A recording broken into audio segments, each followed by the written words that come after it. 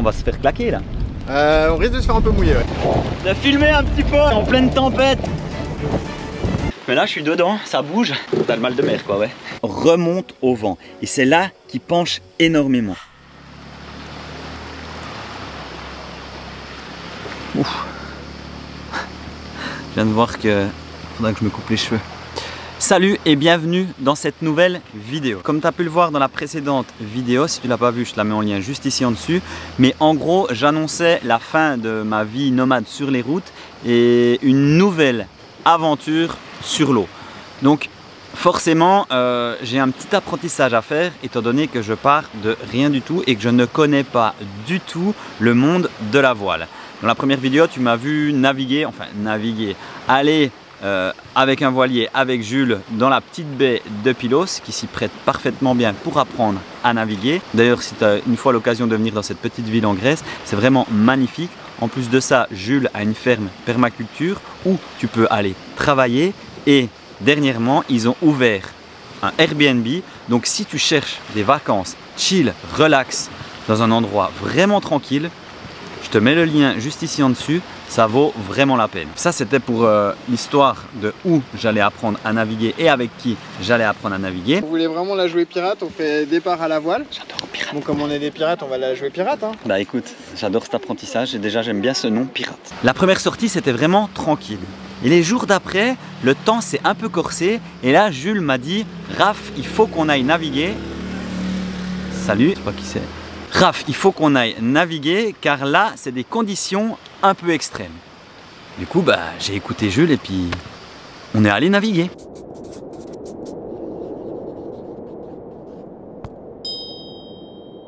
Ok, bon, deuxième leçon de bateau. Donc on en a fait une avant-hier pour pouvoir un petit peu voir comment ça se passe. On n'a pas fait très long. Et aujourd'hui, il y a un peu plus de vent. Il m'a dit que c'était un petit peu plus costaud et on va aller voir ça. Donc là, j'attends Jules et en fait c'est un peu comme si j'étais au port parce que j'ai parqué bourrin carrément juste à côté des bateaux.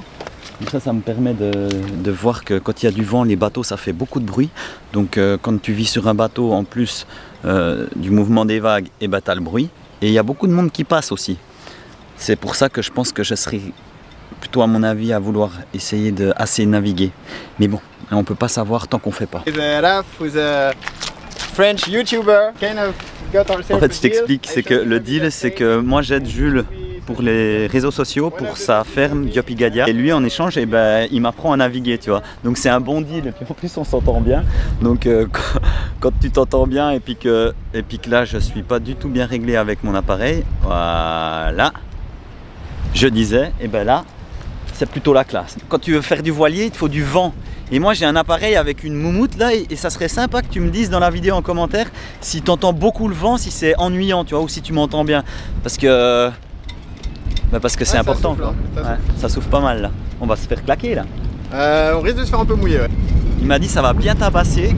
Donc moi ce que je vais faire, je vais mettre la GoPro sur mon front et on va partir naviguer parce que le but aussi pour moi c'est de te montrer déjà de 1 comment j'apprends à naviguer parce que je pars de rien et de 2 c'est aussi que j'apprenne. Donc je peux pas filmer, avoir ma caméra et apprendre à naviguer. Donc je te mettrai sur ma tête et on verra ce que ça donne. On va pas être triste. Prépare quand même pas mal le bateau. Quand il dit préparer, c'est justement pas qu'il y a tout qui bouge parce que quand tu navigues, donc tu vois dedans ici ben, Luc il habite pas dans son bateau, ça va encore, mais bref, tu te prépares à la navigation, donc ça veut dire que tu vas pas laisser des pattes ou je ne sais quoi, tous des trucs qui branlent pendant que tu navigues. Donc là c'est ce qu'on est en train de préparer parce qu'après on va sortir du port et ça va taper.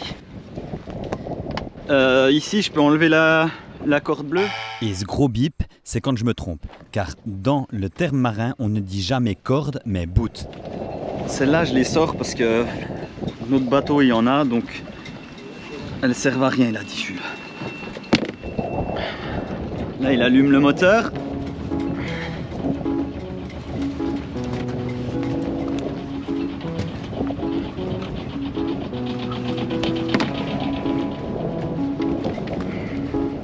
Il y a déjà une chose que j'aime bien sur le bateau, c'est que j'ai l'impression d'être sur une slackline. Ensuite, donc on a le chaînois, mes 2 écoutes elles sont à la plage, je regarde, tout va bien. Ok, c'est bon. Là il va enlever l'amarrage. Hop, ça coule. Et là, quand je vais lâcher à l'avant, on va aller dans ce bateau-là. Ouais, donc il faudra déguider. Ouais. Tu dis quoi? Désamarrer? Larguer les amarres. Ah, ouh. Voilà. À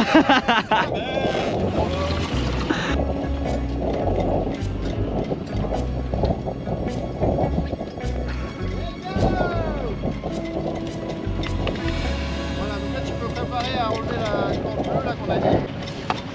Ça tu mets où quand Voilà, un par battage là.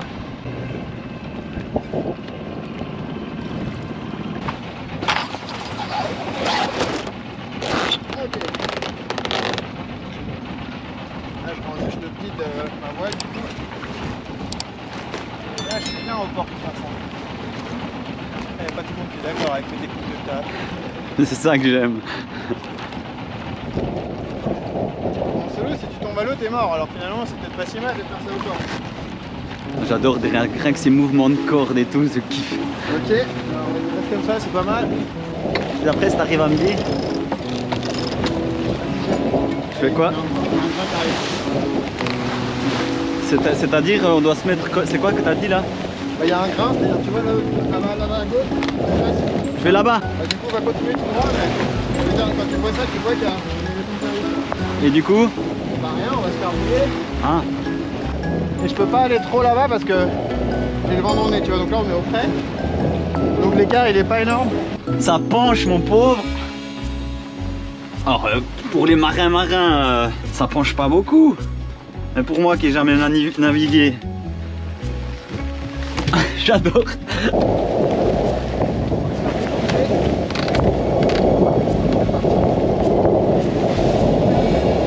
Content, on va se faire défoncer. Pour une fois qu'on sort dans des conditions oui, de sport, ça va, prends là-bas. Petit pas là-bas. Moi je vous dis, il me manque un perroquet. Hein. C'est Doudou. Là ça pousse. Il s'appelle Doudou, hein. Il y a quand même un truc qui descend là-dedans. Il s'appelle Doudou? Ouais. Il a tout derrière, mais c'est Doudou. Sobato, son petit nom c'est Doudou. Je pense que si j'apprends à naviguer sur Doudou, c'est vraiment que c'est comme il dit, c'est le destin. Ah ouais, là on va se faire défoncer là.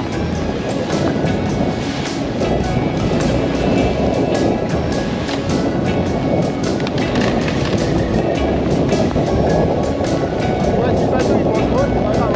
Hein. Ouais. Il suffit de choquer les juste là on est au frais, tu vois. Putain, ça penche sec hein. Vous voulez des images? Ça penche sec là quand même. Ça penche hein. Puis ici c'est bas. J'ai hâte d'être dans un bateau où je puisse me mettre debout dedans. C'est marrant, je parle comme si j'avais un bateau que je n'ai pas encore. C'est bon signe, ça veut dire que je pars dans le bon sens. Je vais essayer maintenant de t'expliquer un peu tous ces termes parce que pour les personnes qui ne connaissent pas la navigation, comme je l'ai dit, c'est un petit peu le but de t'expliquer comment j'apprends. Et là, vu qu'on part en mer, je vais te donner les explications aux mots bien spécifiques, un peu dans la situation dans laquelle on se trouve et comment ça se passe. Donc déjà tu as pu voir qu'on est sorti du port, donc la manœuvre quand tu sors du port, le plus simple c'est de le faire avec un moteur, à savoir qu'il y a des voiliers sans moteur, donc tu peux sortir du port à la voile, mais il faut quand même bien maîtriser et forcément tout ce que tu fais à la voile, tu dois avoir l'élément qui va avec, qui est le vent. Mais pour l'instant, moi je vais me contenter quand même du moteur comme on l'a fait et comme la plupart des personnes qui ont un voilier le font, donc sortir et faire les manœuvres au moteur. Ensuite, tu as pu voir Jules mettre la grand voile et là il m'expliquait que d'habitude tu le fais en dehors du port si tu utilises le moteur pour manœuvrer. Étant donné que quand tu es en dehors du port, c'est un peu champ libre. Là, si tu mets ta grand voile dans le port et qu'il y a un grand coup de vent qui arrive, une rafale, ça peut être un peu dangereux. Ensuite, Jules me parle de grain. Alors, le grain en navigation, c'est quand il arrive une rafale de vent. Tu peux la distinguer par rapport aux nuages ou aussi par rapport aux vagues. Si ça commence de bouger, de moutonner comme on dit, donc tu vois que le vent passe sur les vagues, tu sais que ce vent va arriver à ton bateau et forcément, vu qu'un voilier fonctionne avec le vent, il faut te préparer à ça. Donc j'ai bien compris qu'il faut toujours anticiper avec le voilier, car une fois que ça arrive, souvent tu peux plus rien faire. Donc bien préparer les choses à l'avance. Tu vois, mon souci, c'est pas vraiment un souci, mais ce à quoi je pense, c'est que le vent il me souffle par là-bas, il se fait du frais dans beaucoup de vent, et du coup c'est difficile, comme je t'avais dit, de faire du frais dans beaucoup de vent avec un gèlement roulé bien comme ça, quoi. Ouais. Donc j'ai un bateau qui est pas très performant, mais comme il n'y a pas de vagues, c'est pas très grave. Et donc dans les mêmes conditions avec des grosses vagues qui viennent te faire chier, c'est difficile. Une deuxième règle à respecter sur un bateau, et c'est pas des moindres, d'ailleurs il y en a qui m'ont mis déjà en commentaire, et c'est la première chose que Jules m'a dit quand je suis monté sur son bateau. Je lui ai posé la question, qu'est-ce qu'il faut pas faire sur un bateau? Tomber à l'eau. Ça peut paraître con comme ça, mais si tu navigues en solitaire et que tu tombes à l'eau, c'est fini. T'as aucune chance de rattraper ton bateau. C'est pour ça qu'une règle de sécurité que tu dois avoir toujours sur un bateau et qui est obligatoire, c'est un gilet de sauvetage avec une fixation, donc on appelle ça une main courante, que tu attaches sur ton bateau et comme ça tu es toujours connecté à ton bateau. Ce qu'on n'a pas fait là et qui n'est pas un bon exemple, je vous l'avoue. Maintenant, moi qui n'ai jamais navigué, quand tu navigues au près, donc ça veut dire avec le vent qui vient de face, donc qui n'est pas derrière toi, ton bateau en fait, tu remontes au vent et c'est là qu'il penche énormément. En gros, un bateau, il a le mât avec les voiles, donc en général c'est le génois, c'est la voile à l'avant, et la grand voile qui est sur le mât, et tu as la coque, donc la partie principale du bateau, et le lest ou la quille qui permet de maintenir un équilibre sur l'eau avec le bateau. Et quand le vent appuie sur les voiles, ça fait pencher ton bateau, donc gîter ton bateau, et c'est vrai que c'est assez impressionnant, surtout quand c'est la première fois que tu navigues. Et moi je t'avoue que j'ai beaucoup aimé cette sensation, car tu sens vraiment le vent appuyer sur les voiles, sur ton bateau, et tu vois que ton bateau il travaille avec l'élément pour pouvoir te faire avancer. Et c'est assez impressionnant, surtout quand tu as le vent qui arrive d'un coup. Il y aura peut-être du vent qui va venir. De filmer un petit peu comment ça se passe quand tu es en pleine tempête, quoi. Là je vois déjà que vous voyez rien. Nous non plus. Donc là le bateau il penche quand même bien, tu vois. Il penche bien le bateau. Allez, viens barrer. Qui flotte juste pour faire joli. Donc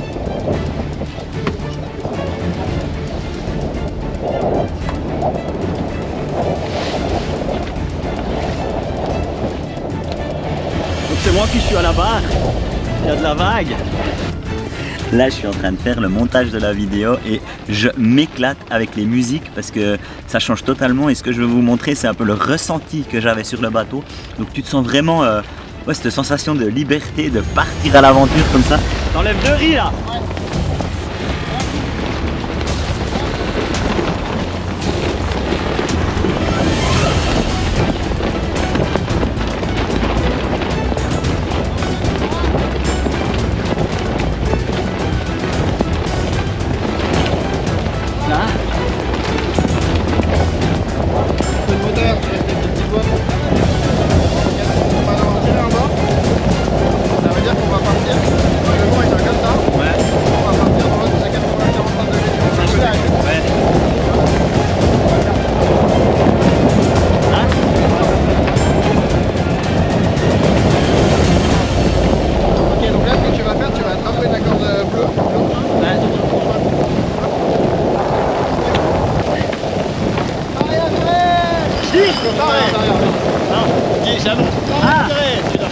Ouais. Tu dis pas ouais. Et du coup parfait ça. Ok. Donc tu tiens ta corde, tu la laisses jamais aller. Ouais. Une technique aussi, c'est que tu vois, si tu lâches la corde, regarde. Là je la tiens juste avec le frottement. Donc là je dois pas lâcher. Ouais, tu lâches pas et tu peux du coup mettre ta main par exemple. Regarde, mets ta main gauche autour. Non, comme ça là, regarde. Ça tu laisses jamais debout avec ta main gauche. Tu tiens la corde. Voilà. Ouais. Et du coup maintenant tu peux lâcher celle-là. Ouais. Faire un tour de plus par exemple. Ouais. Voilà, t'es tranquille. Sinon si tu lâches cette main, il faut garder celle-là en tension. Ouais. Et après tu fais un tour là et un 8. Sans te demander rouler, mais sur ce genre de bateau bien équipé hauturier, il y a souvent ça, c'est-à-dire que typiquement dans ce genre de conditions, même s'il y a beaucoup de vent, tu vas aller là-bas, tu peux surtout pas aller là-bas. Alors tu as le moteur qui peut t'aider, ouais. Mais quand le vent il est vraiment fort, t'es mieux avec des bonnes voiles bien réglées quoi. Et ça, c'est vrai que le génois des fois c'est un peu le génois enroulé quoi. Ouais. C'est pas top. Non, c'est vrai que comme là on est quand même dans une navigation quand même assez costaud, et le fait de pouvoir voir la navigation comme ça, de surtout voir Jules travailler, parce que bah, lui il a énormément navigué en solo, bah, tu t'ennuies pas. Et là il y a de nouveau une petite accalmie, on va dire ça comme ça, et après ça revient, on voit plus loin, on est bien balancé. Et là, typiquement, que je tiens plus la barre, que je fais plus rien et que je parle à la vidéo, On s'est sorti un petit peu. je sens le mal de mer. Prends la barre, prends la barre. Ça, la grand boîte, c'est un peu pareil que l'autre. Quand elle commence à faire flap-flap, c'est qu'il faut l'aborder. Ouais, mais tout dépend aussi dans la direction que tu vas aller aussi, c'est ça. C'est les deux choses. Soit tu règles les voiles, soit tu changes le cap du bateau. Voilà. Tire vers toi, tire. Et là, tu relâches. Voilà, c'était bien ça. Tire. Ah, pas trop. Voilà, parfait. Moi aussi, je sens que je suis pas malade, tu vois, mais... Ah, moi, je sens le... Je vois ce que tu veux dire. Je me mets le doigt là, je fais un petit vomi, je crois. Parce que ça aussi, quand tu lâches la barre comme tu faisais avant là, puis que tu vas là au milieu, le bateau il faut prendre la vitesse un peu pour pouvoir... Ça dépend. Toi tu mettras ton pilote électrique là, puis à chaque fois que tu feras une manœuvre, tu feras clic, hop, automatique, et puis lui il garde le cap. Ok. Quoi les risques qu'il peut y avoir justement de tout ça Bah, pour moi le risque il est vraiment assez simple, il est de se faire dépasser par les événements, c'est-à-dire d'être passif en fait, de devenir passif, de pas être actif. Ouais, et du coup, c'est toi qui va provoquer le problème. C'est ça, tu vas te laisser aller, tu vas être fatigué, tu vas pas manger, tu vas être fatigué, tu vas pas régler un truc, après il y a un truc qui va casser, tu n'auras pas le courage d'aller le chercher. Là on s'est ramassé une bonne déglinguée parce qu'il m'expliquait. En fait il est venu des grains comme ça que tu dis. C'est ça les grains. Et du coup c'est venu d'un coup fort. Et là il avait la grand voile, il avait tout qui était hissé. Et il a fallu se dépêcher. Parce que voilà, tu mets pas tout à fond quand il y a du vent, tu vois. Et là maintenant je suis dedans, il pleut et c'est vrai que avant j'avais pas ce mal de mer et tout quand j'étais déjà de 1, t'es dans l'action, t'as l'adrénaline et tout, tu fais, t'es dehors, tu vois. C'est un peu comme un véhicule, tu vois. Mais là je suis dedans, ça bouge et ça bouge léger, hein. Et c'est... t'as le mal de mer quoi, ouais, clairement. Ouais, dedans, même moi c'est normal, hein. Au début, surtout si t'es pas habitué. Ah ouais, c'est... mal de mer. Après, tu verras, il y a toute une phase d'adaptation. Si tu navigues tous les jours, au bout d'un moment, oui, moi, je me faisais des œufs aux plages. Je marchais sur les hublots là, parce que le bateau il était comme ça. En même temps, j'étais là avec ma poêle, en train de regarder un film, tu sais, tenir l'ordi. T'en as plus rien à foutre après. Ouais. Jules il se ramasse une bonne grosse rincée. Désolé, la caméra elle est pleine d'eau. Bah c'est ça, hein. En même temps, être marin, si t'as peur de l'eau, ça va pas le faire. Et il pleut, on s'est ramassé un bon orage là et apparemment ça va pas changer là. On est encore loin de l'auberge. On est encore loin de l'auberge pour aller boire une bière. Il y a tout le monde qui va au port et nous on est les cons qui... Ah oui, tu peux clairement le dire, Raph, les cons qui partent naviguer dans ces conditions. Mais c'est pas si con que ça en a l'air, car une fois arrivé au port, je me suis senti vivant. Et c'est ce que je voulais essayer de te retransmettre dans cette vidéo, j'espère que j'aurai réussi. C'est vraiment les émotions que j'ai eues durant cette première grosse navigation. Je remercie Jules de m'avoir amené dans ces conditions. J'espère que vous, ça vous a plu et que vous êtes partant pour cette nouvelle aventure. Comme je l'ai dit, c'est un changement total de vie pour moi, car je n'ai jamais vraiment navigué et je compte bien te le montrer dans les prochaines vidéos. Et pour toi mon petit cœur, je t'envoie plein d'amour. Tu sais, la navigation c'est un petit peu comme quand papa il prend une photo de toi avec ton joli sourire, ça le booste énormément. Allez, je vous laisse sur ces dernières images arrivées au port et je vous dis à une prochaine vidéo pour de nouvelles aventures. Moi j'ai bientôt plus de batterie à ma GoPro, on arrive au port. Et je sais pas si on va y arriver parce qu'on peut cap ou ça. Ah ouais, là je perds le cap, ouais. Ouais, donc son bateau s'appelle Doudou, son petit surnom. Donc apprendre à naviguer sur Doudou, c'est ainsi. Allez, Surtout n'oublie pas, abonne-toi, like, commente, parce que là je vous jure, j'ai envie de dégueuler. Donc ça me soutiendra. À plus.